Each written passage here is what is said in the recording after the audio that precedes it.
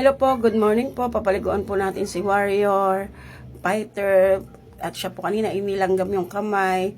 Matamis siguro siya, kaya siya nilanggam. So, ayan po, hindi natin siyang paliguan.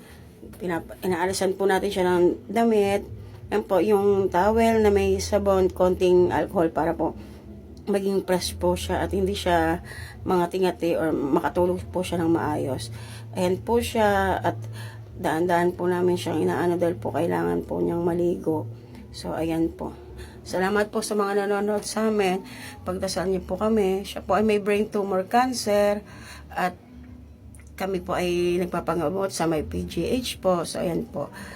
Sinasaburan ko po yung ulo niya para po ma-press can po siya at mamaya babandawan ko po siya para makatulog siya ng maayos.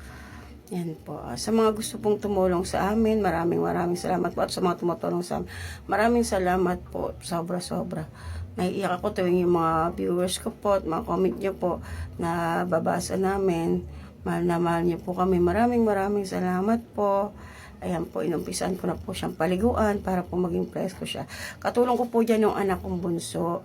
Siya po yung nagbe-video sa amin.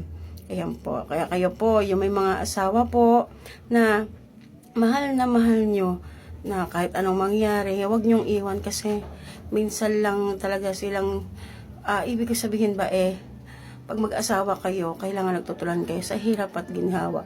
Kahit pa mahirapan ka, basta kasama mo siya.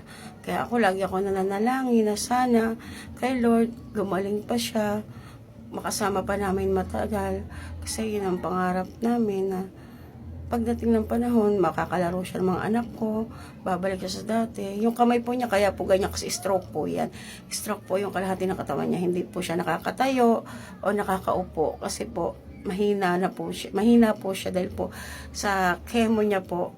Yan po yun yan. Then sa 19 po babalik kami kasi para sa check-up po niya. Yan po binabanlawan ko na po siya kasi di po siya pwedeng paliguan ng matagal kasi lalamigin po siya, baka ubuhin po siya. So yan po, binabanlawan ko na po siya para matapos na po. Katulong ko po dyan anak ko. So yan po, natapos na po kami. Hindi ko na po binidyo yung ibang part ng niya. Pinupulbahan ko na po para presko siya at mamaya matutulog na po yan para dire-diretso yung tulong niya. Maraming salamat po sa nanonood sa amin. Sabi nga nila, pag mahal mo, hindi mo pwedeng iwan. So, pinalitan mo namin yung bedsheet namin kasi, na Makati na yan. Kaya, yan, anak ko po yung katulong ko sa pagpapalit para, kasi hindi ko kaya hawak ko po siya. So, ayan po, pinapalitan po niya. At yan, mahal na mahal niya po yung papa niya. Kaya, ginagawa niya din yung dapat para sa papa niya. Yan po, pinalitan po namin siya ng bagong bedsheet. Maraming salamat po sa mga nanonood at nakakakita nito. Thank you po. Comment po kayo kung ano po yung gusto niyo i-comment. Maraming salamat. At ayun po, nabihisa na po namin siya.